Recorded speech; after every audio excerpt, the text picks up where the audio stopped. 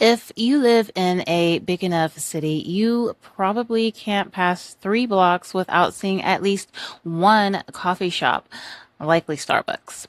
Even if you can, the places you do pass that are not exclusively coffee shops still offer coffee. America doesn't just run on Dunkin', America runs on coffee.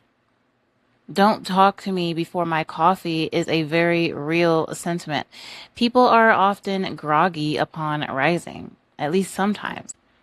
And caffeine helps disperse that brain fog. Caffeine blocks a chemical in your brain called adenosine. Adenosine tells your body that you are tired, so basically, caffeine isn't fuel, it's a liar covering up this signal from adenosine. At the same time, caffeine stimulates adrenaline and activates your fight or flight response. It constricts your blood vessels. You feel focus. In herbal energetics, this is tension. Tension tends to impair the flow of bodily juices like blood, but also your nerve signals. So, this can lead to dryness, another bodily state. Dryness is when you can't relax, you feel depleted, or you feel irritated either emotionally or physiologically. Now, I'm not ragging on coffee. I'm just pointing out again that caffeine is a liar and you aren't actually restored by it like it may feel. But the dopamine rush it gives you, that alert feeling, is, I'm sure, the main reason for coffee's popularity. Like, seriously, coffee has become a daily ritual. It's a literal personality and, for some, a survival tool. Coffee does have medicinal value. It lifts mood, protects the liver, and has antioxidants. So that helps with inflammation. Nevertheless, this coffee ritual did not emerge out of nowhere.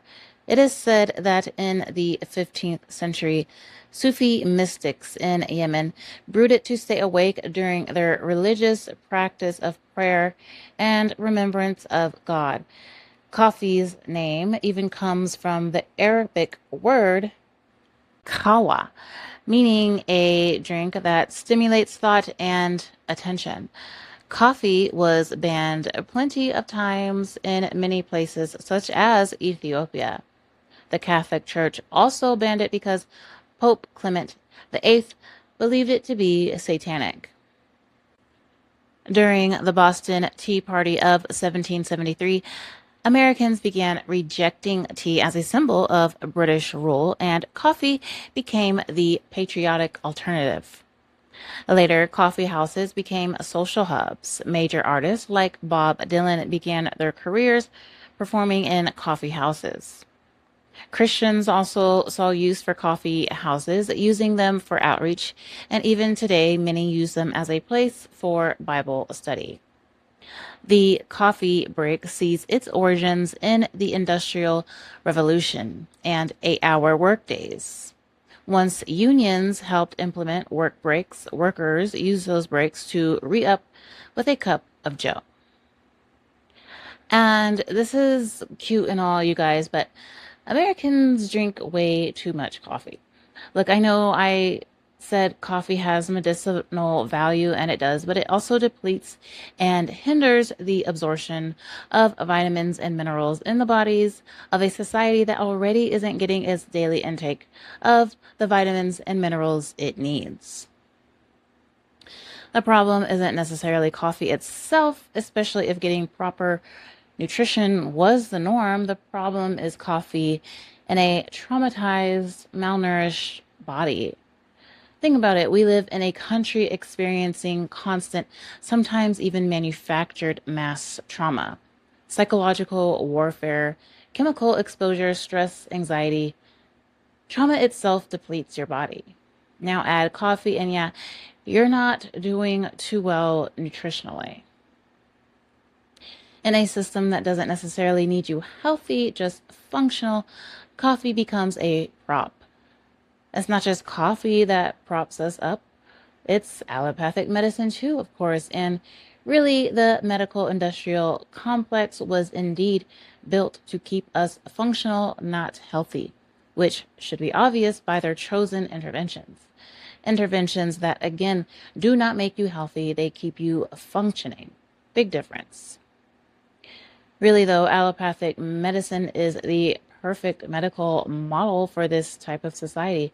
And yes, coffee plays its role too. And actually, I witnessed firsthand their connection as a former barista for a coffee catering company.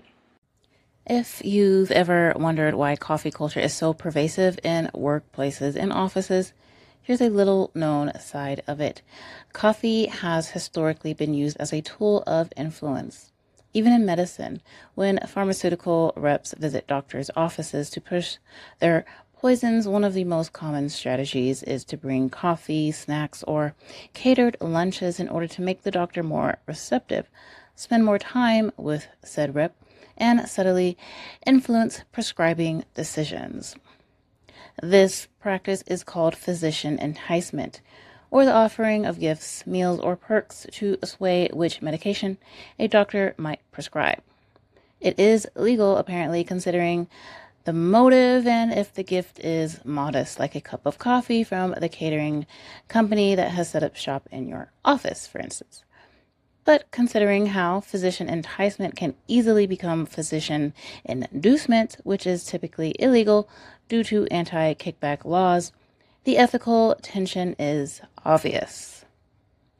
A beverage or catered break can quietly nudge medical decisions, putting corporate profit above patient care.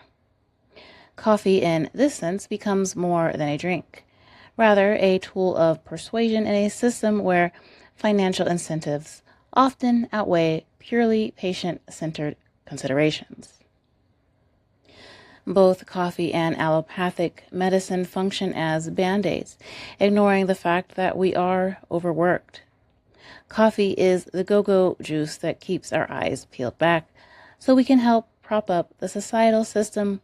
And then when the bodily system crashes, you've got allopathic medicine to keep you functioning. In a society built to exploit depletion, herbs are radical. They don't serve that kind of system well. And maybe that's exactly why we need them.